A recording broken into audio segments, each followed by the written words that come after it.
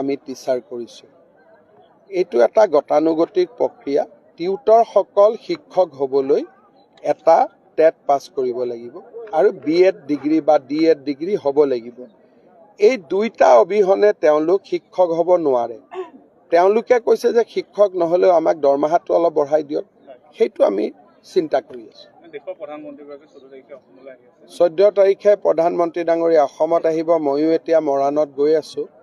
মৰাণ ৰাস্তাত যুদ্ধ জাহাজে অৱতৰণ কৰিব।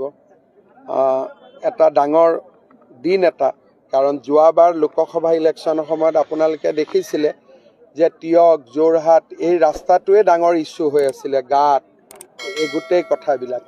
আজি সেই ৰাস্তাটোত এতিয়া যুদ্ধ জাহাজ নামিব। তাৰমানে ইচ্ছা কৰিলে মানুহে কিমান পৰিৱৰ্তন কৰিব পাৰে। ই এটা অসমৰ আত্মবিশ্বাসৰ প্ৰতীক হ'ব।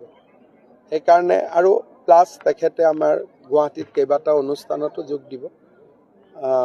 প্ৰধানমন্ত্ৰী 6-7 তাৰিখে অসমত আকৌ আহিব। সেইদিনাখন মই চাহ বাগিচাৰ মানুহৰ যি মাটিৰ পট্টা দিয়াৰ আমাৰ কমিটমেণ্ট আছিল, সেই কমিটমেণ্টটো আমি পূৰা কৰিব খুজিছোঁ। আজি আৰু এটা ভাল খবৰ, সুপ্ৰিম কোৰ্টত ইণ্ডিয়ান টি এছ'চিয়েশ্যনে এটা কেছ দিছিলে মাটিৰ পট্টাৰ বিৰোধিতা কৰি। সুপ্ৰিম কোৰ্টৰ জাজেও তেওঁলোকক ক'লে যে এইটো কেছ নচলিব।